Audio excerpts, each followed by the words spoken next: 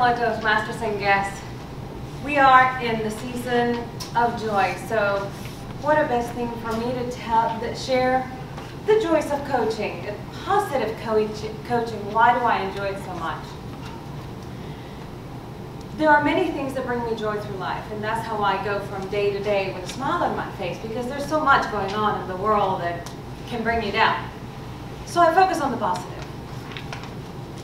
Witness kind moments. I love that commercial of the guy that picks up the doll on the walkway and somebody witnesses that and they do an act of kindness the next time they have an opportunity and they get witnessed doing that and it spreads around.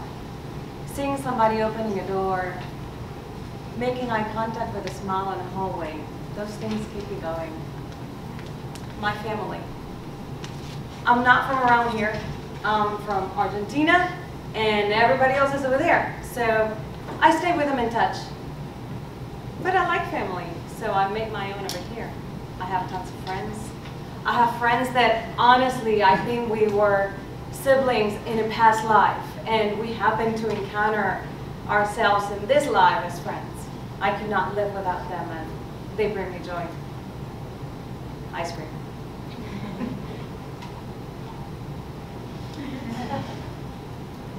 In that moment, after I explain something to somebody on how to do something, and they go tentatively back to their desk or back to their office, and they do it, and they get that, oh my God, I did it. And they come back to me running, guess what? It worked. They are so happy and they are so joyous, and that is contagious. I love those moments. Those are the moments that validate why I love coaching. Now, I didn't know at the beginning of my life that I was going to love coaching. And right now, I am a coach in my job, but I had some training. That is my daughter at 4, maybe 3. My grandmother taught my mom how to sew. My mother taught me how to sew. I'm actually I was a professional seamstress for 6 years back in Argentina. So it is only natural that I start right away with my daughter. There she is, learning how to use a serger machine. And right now she makes her own doll clothes. She makes all by hand scrunchie presents for her friends. I love it. And when she's done with her finished project, she's so excited. And I made that happen. I specialize on Excel here at work. I'm a data analyst, but in particular, I coach and train people on how to use Clarity because it's our project management tool of record and it is complicated and somebody from up above is going to say, I want that now, make it happen. And they come, how do I do that? And I explain to them, but not exactly how to do it, but also why, so they understand how to figure it out in the future, because I believe that you don't give somebody fish, you teach them how to fish. And it is very exciting to see somebody come in the future with a data analysis, with a pivot table all pretty together, and I'm surprised because they didn't know how to do pivot tables when they started talking to me. I made that happen. And music. For those of you that don't know, when I'm not here being an awesome coach and trainer and support overall at TIA, I'm a singer. I actually went to college for classical singing. And I do teach a little singing, but at Toastmasters. My degree is in voice performance. So I can work a stage, blocking. I know how to project. I know how to enunciate.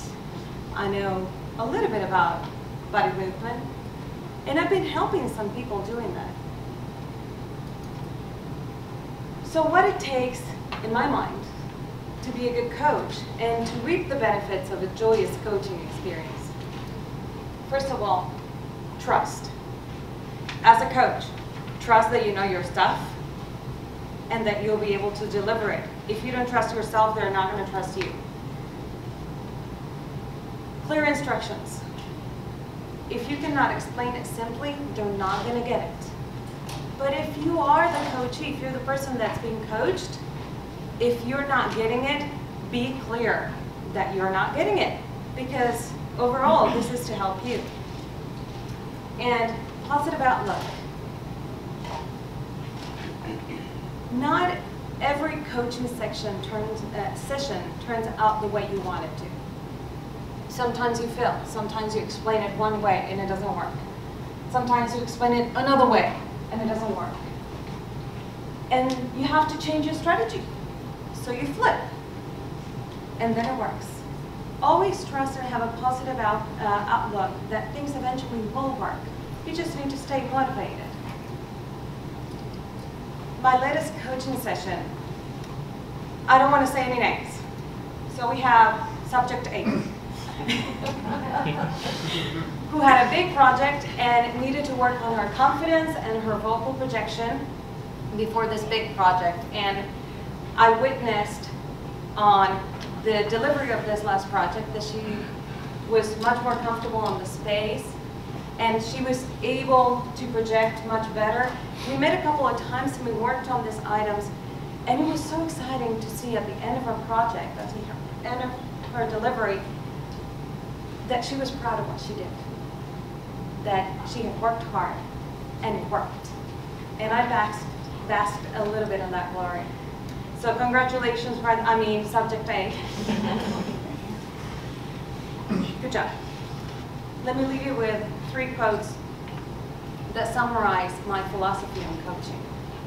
First of all, if you can't explain it simply, you don't understand it well enough. If you cannot put it in simple words, they're not going to get it. The day you stop learning is the day you start dying. I am a believer of learning something every day, and it could be anything, but just stay hungry. As a coach, you can also reap the benefits of the coaching session.